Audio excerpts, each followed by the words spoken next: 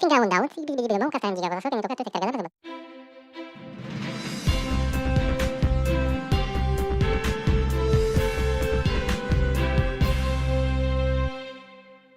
Welcome, I'm Chris Langley, and today we have several people gathered here from a very interesting project that we hope will bear fruit.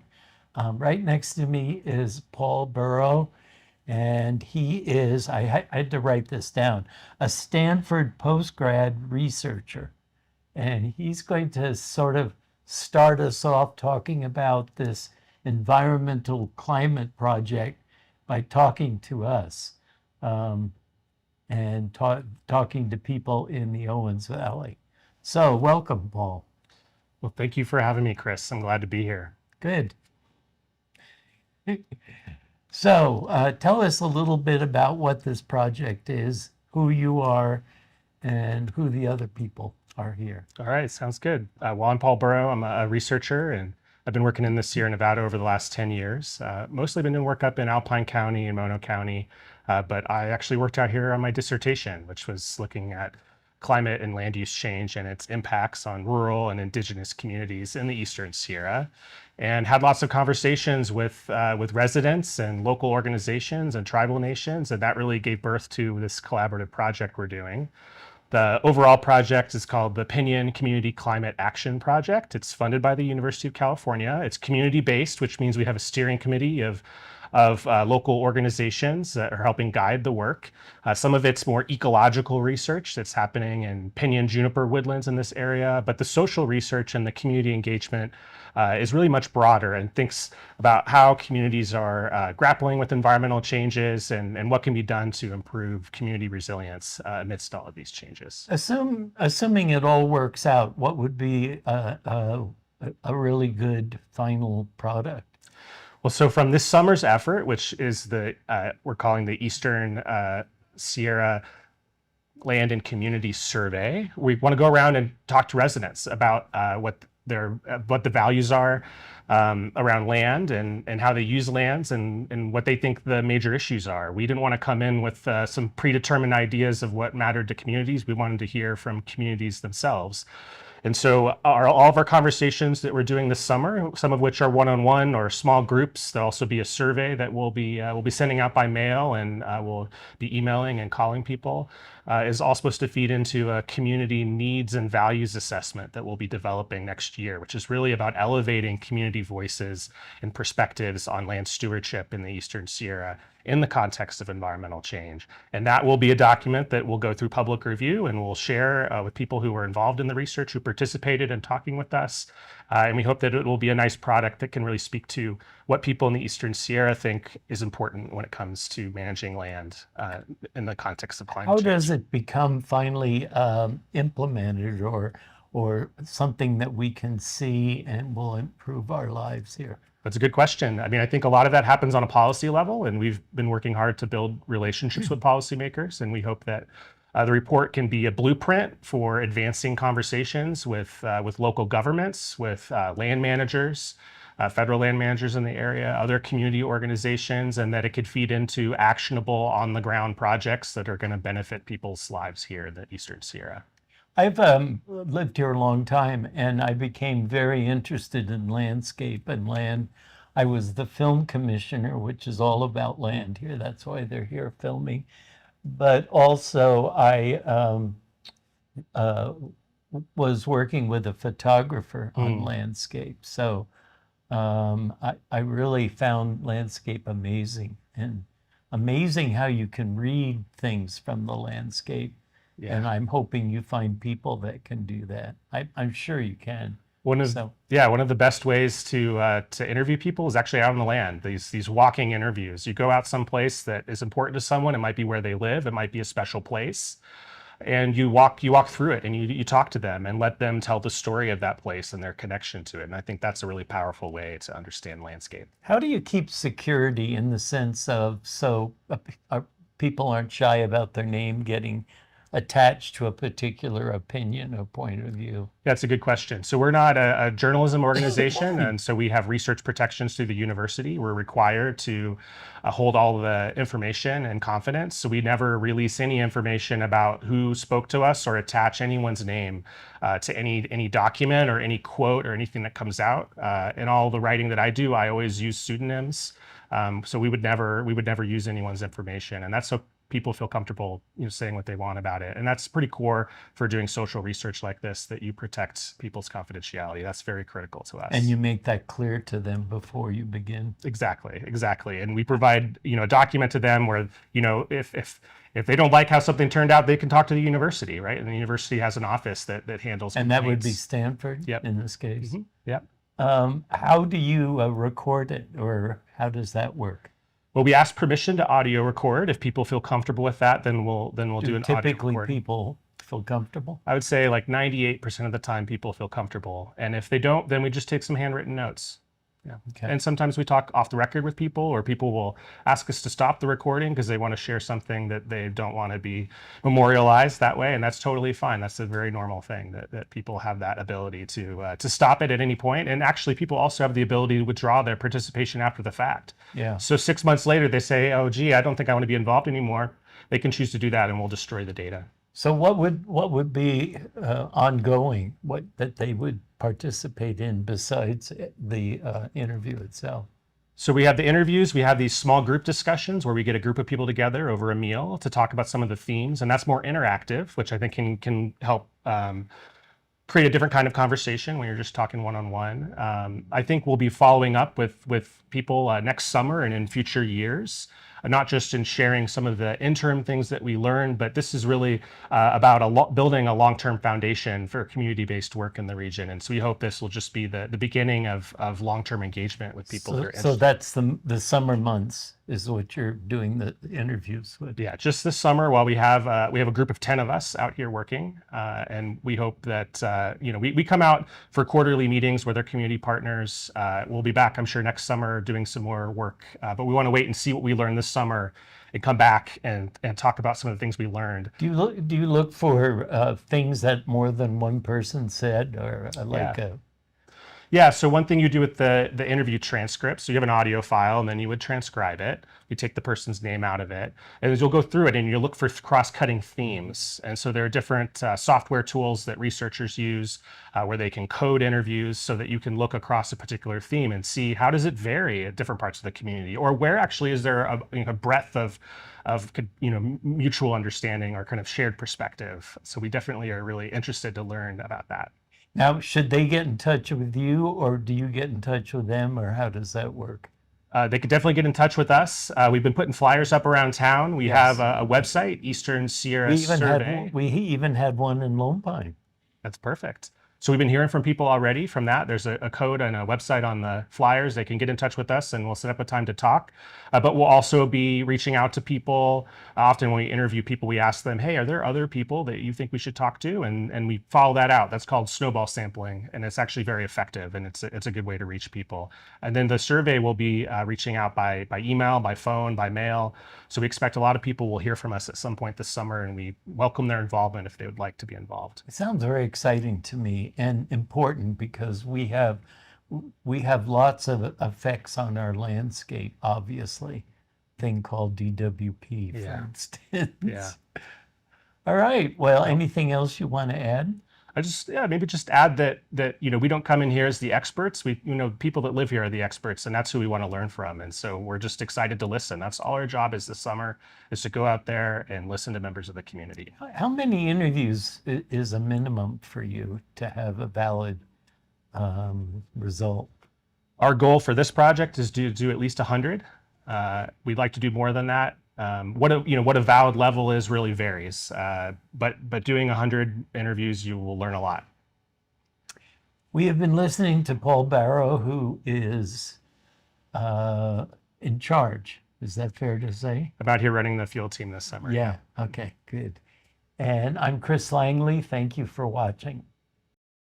Welcome, I'm Chris Langley, and we're here talking to several people who are involved in a environmental climate survey, which hopefully will affect policy in the future. So if you have things you want to tell these people, please contact them.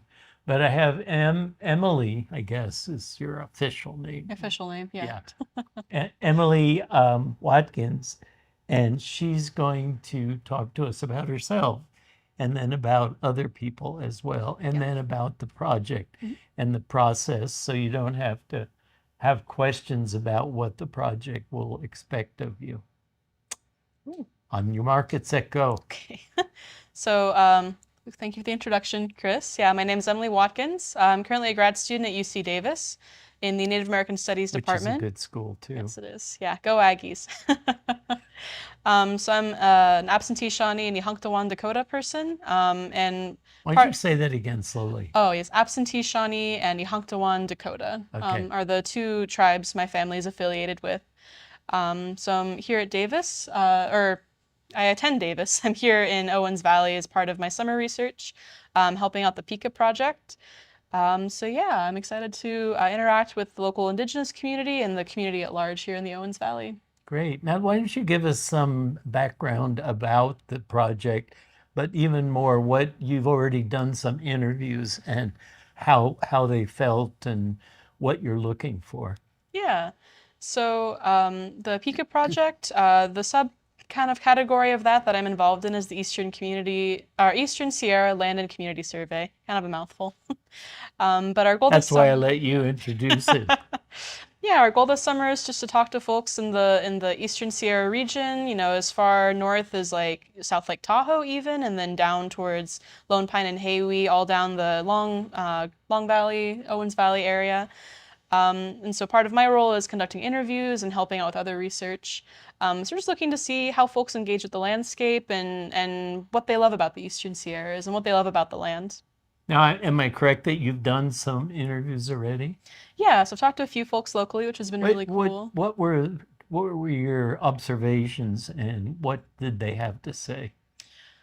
So far, everyone that I've talked to has been excited to share their feelings on the Eastern Sierra and either why they moved here or why they stayed. And common themes are definitely water and recreation. Everyone loves to hike, and yeah, everyone wants to talk about water.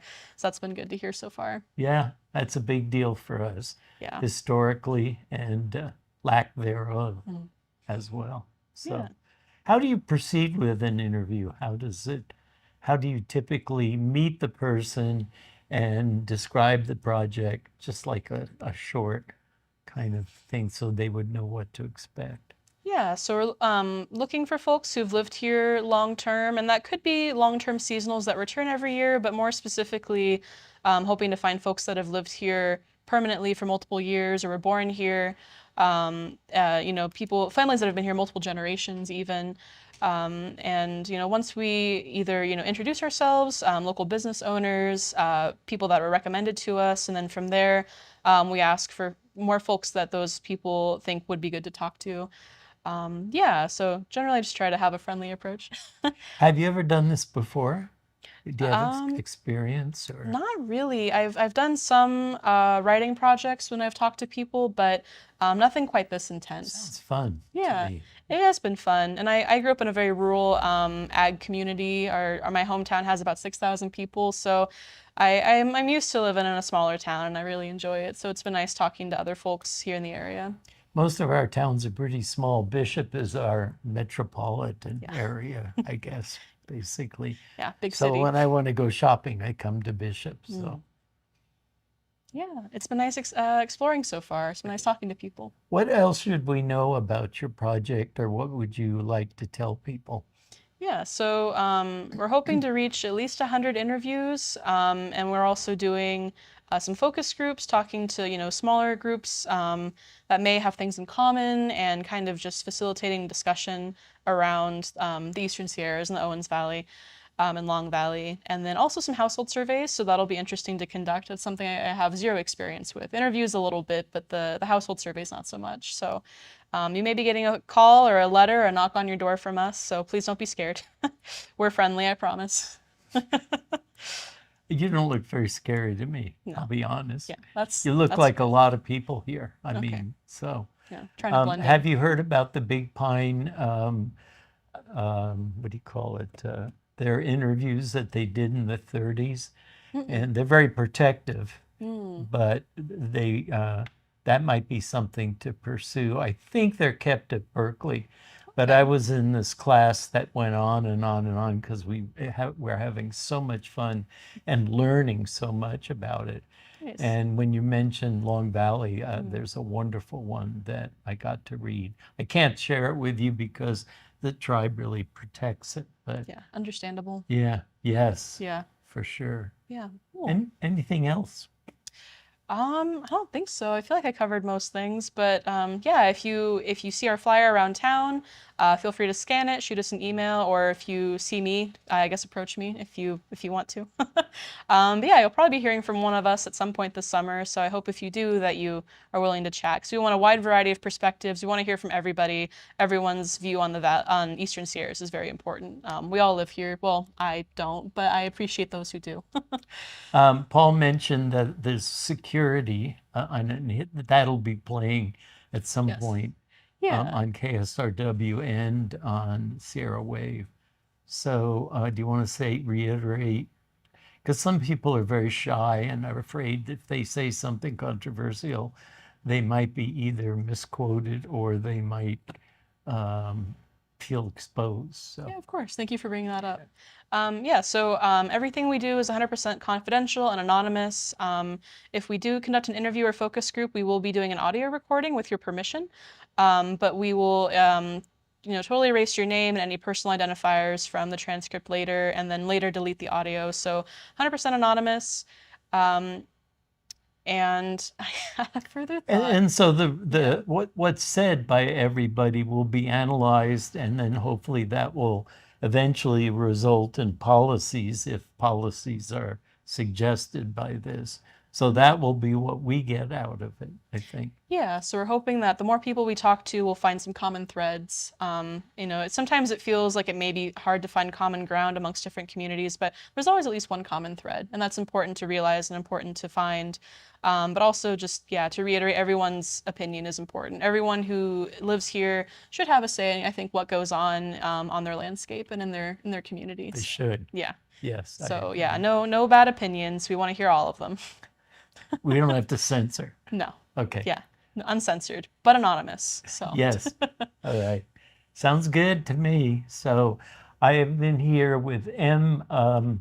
Watkins, and I didn't cross it looks like Walkins. I got to, anyway. That's okay. And she is with this project she has described at length, and I wouldn't dare try to duplicate it. Thank you for watching. I'm Chris Langley on Sierra Wave. Welcome, I'm Chris Langley, and today I have Kyle Keller. He says that's alliterative. Is that the right word? It is, in fact, alliteration, yes. Alliteration. So, Yes. So for those of you I who've been was an studying- English major. I should know what alliteration is. Really know your figurative I languages. don't get to I don't get to use that very often. Anyway, he's here today to talk to us about a project that's ongoing. You may have heard about it. You may have even already been interviewed, although they're just beginning. And what is that project called? So that project is called PICA. It's the PICA project, the Pinion Community Climate Action Project. Is there a test on this one? There is not. I have been mastering Alliteration. the recitation of that full proper noun. But specifically, the side of it that I am working on and that I'm working on this summer is the Eastern Sierra Land and Community Survey. Okay, and that's what we're going to be talking about because Correct. you might be asked to participate. So what is that? What happens with that? So basically, what we're trying to do with specifically the survey. So we have another team that's out doing like pinyon pine nut surveys and kind of taking things from more of an Pine nut ecological. Yeah. So specifically, we're focusing on pinyon juniper woodlands on that end of things. But my side of things is more social science research oriented. That's the Eastern Sierra Land and Community Survey, and essentially what we're doing with down. that. Slow Okay. Okay. Slow down. Yeah. For your benefit, Chris? Yes. Okay. For you, Thank Chris, you. I will.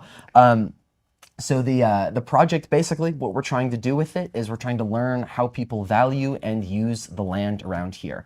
We're also trying to understand people's perspective on land management, things that they like, things that they don't like about how the lands are managed around here. And yeah, we end up talking to a lot of people about their personal relationships to this place, which oftentimes people have a very deep one. So that's essentially what we're doing. And as Paul and Em mentioned, we've split it between interviews. We do a lot of interviews, we do a lot of surveys, and we do smaller group discussions. Now, how is an interview different than a survey? What's a survey? So interviews, typically we aim to have hour-long interviews with people that we're talking to, yes. I don't know enough things to fill an hour. Oh, you do, Chris. Oh. I've spent more than an hour with you. You definitely know enough. But most people do. Yeah, we often find that they go over. Oftentimes people just Once they start, cooking, yeah. exactly, they realize that they do have a lot to say. Everybody, or almost everybody, loves this area. That's what. It's hard not to love it. That's understandable. And there may be people who feel as though they have less of a relationship to the landscape. But honestly, we're curious to hear from those people as well, because even if you're not necessarily a hiker, a climber, you're not out in the forest all the time, you still have a relationship to the place where you live. And that's really something that I've been discovering. People realize that they have a lot more to share once they kind of are starting to hear some of our questions, and they're like, oh, that actually is something that I have thought about. So I'll tell you a sad story about piñon nuts. I thought, wow, there's a little sack of piñon nuts, and I assumed they were being on sale here in Lone Pine, and I assumed they were local. They were from China. I was horrified. Wow. And they made it this far, huh? Yeah. Wow. Anyway, so talk a little bit more about what the people can expect. It's not really scary. It's not. We try really hard to make it not scary. No, and you don't seem scary to me. I'm glad. I'm glad I don't seem scary. Yeah, it's really our team of 10. We're all. I think we're all lovely people, and we're all very easy to talk to. And yeah, so in the interview, I mean, it's very loose. It's we have a list of questions that we have written out in collaboration with our partners. But the interviews often they tread into other places. Sometimes somebody will bring something up that we found very interesting. We'll be like, oh, tell me more about that, and that'll technically go off the script. Also, we make sure to state at the beginning of every interview that anybody can skip a question for any reason. Also, as Paul and Emma, my coworkers, have talked about, all of our interviews are confidential, so we don't talk about them to anyone else, and they're anonymous. So at the end of the research process, all identifying information is removed before they're used for anything. Now, what are some examples of questions that you'll be asking? Can you give those? Or? Absolutely. I believe I totally can. I'll talk about my favorite question, which is at the core of everything. You have to understand the here. boss is right over there, so he'll get out his red pen and cross out anything we're not supposed to say. It's always good to double check. But yes, my favorite question has always been, what is your relationship to water in all of its forms, including snow, in the Eastern Sierra? I find that when people start thinking about their relationship to water on a very fundamental level, it can come across as a very abstract question. Yeah. But we all have a relationship to water, and certainly the relationship to water here is very informed by the history of Owens Valley and a lot of other forces kind of at play in this place. So really that's been one of the most interesting questions to ask. We also ask, what does it mean to be a local? I think that's a fascinating question. Lots of different answers to that one. But yeah. Yeah, we have had a very bumpy relationship with water the whole time, but in the last 2 years, we lost a major number of roads because in the desert, they build roads in washes. And of course, the washes turns into rivers when we have a kind of wet winter like we did. And if you don't believe me, go walk up. Well, we looked at it yesterday. Yeah. Walk up Whitney Portal Road.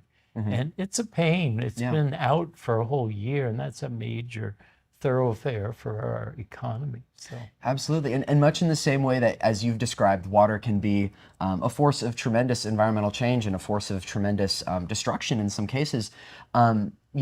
it can be easy to I come bet out the here. people in Iowa will have no trouble believing that after watching the news. Oh, perhaps. But I remember I was talking with our lead researcher, Paul, who's actually right over here, about this a while ago. He's got a hook, and he'll pull us off when we've gone too far. No hooks here, no hooks here. But I remember Paul said something about how when you come to this place and you're like, oh, it's kind of a high desert. You can be under the illusion that water isn't really present on the landscape if it's not visible. But it really is a matter of there is water everywhere out here, and it's simply a matter of paying attention and knowing what to look for. And I think that subtlety is definitely at play in this place's relationship to water. Wherever you pour water on a desert, it starts to do something. It starts to grow and things. And south of here, there was a big thunderstorm, and they found a person who was missing, who had been washed out of her car off 395. Oh my God. And she had drowned. And of course, you looked around and there was no water obvious. So I have learned to try to be really respectful of water. That's But I definitely do what I'm drink learning it here. still. Yes. Yeah. Yeah, I mean, I am learning a lot from the people that I'm interviewing here. I really am. So I have a history with the Eastern Sierra. I came here to backpack, like many people do, in the Sequoia Kings Canyon National Park, national parks. They're plural. And this internship really stood out to me. So I'm an intern on the team, for the record. That's my title. And I didn't introduce you that way. that's fair. Hey, I'm an intern. He's an intern. We've gone down in rank from the three people that you've been talking to today. Two important people And me. and you. Also faintly important. Yeah, I have a kind of a rich relationship with this place, but it's becoming richer by the day. And it's a place that I've always wanted to learn more about. And especially hearing people's perspectives on water has been incredibly interesting. Yeah. Yeah. I bet. So anything else we should mention? It's Well, fun. it's It's fun fun. to be interviewed. It's I think it's hard fun. work, but it's fun. It's fun. I think. I expected it, to speak a little bit to how doing interviews kind of affects me as a person. I kind of went into it expecting, like talking to so many people is going to be quite draining. But I actually come away from interviews feeling very energized. I Yeah. think I like the Well, the you're mental very space. energetic. I mean, Generally, as a I'm person, already going, I drink a lot of coffee. is that what it is? That's partially what it is. But I find the process very energizing, and it gives me a lot of purpose. It feels very meaningful, the work that we're doing, and we really hope that you reach out to us, easternsierrasurvey.org. You can go there and shoot us an email. We'd love to talk to you, or maybe we'll bump into you out there, because we're certainly, you can come to us, but we're certainly coming to you. And we're doing our best to be present in this community and to speak to as many people as possible from as wide perspectives as possible. So don't be afraid or shy. Be candid so that they will ultimately have a wonderful product that maybe will make life better here. Hi there, I'm Pastor Tim Homan from the Pastors Roundtable in Bishop Grace Lutheran Church and Mammoth Lakes Lutheran Church with an exciting announcement about Vacation Bible School. Yes, Vacation Bible School is back at Grace Lutheran Church in Bishop at 711 North Fowler Avenue on August 10th. That's a Saturday from 9 a.m. to 1 p.m. All children ages 4 to 14 are welcome. Please give us a call at 760-872-9791 if you have any questions. If you'd like to come make soap, do some great crafts, and learn about the Lord and Savior Jesus Christ, join us on August 10th, Saturday, 9 a.m. to 1 p.m. at 711 North Fowler Avenue for Vacation Bible School at Grace Lutheran Church. I'm Pastor Tim Homan from the Pastors Roundtable from Bishop Grace Lutheran Church and Mammoth Lakes Lutheran Church.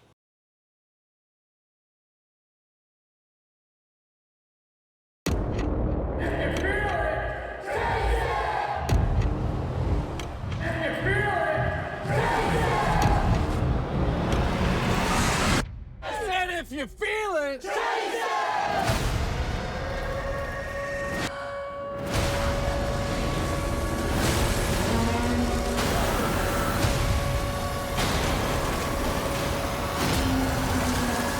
Twisters, rated PG-13, in theaters July 19th. Stop. Mucha cuple.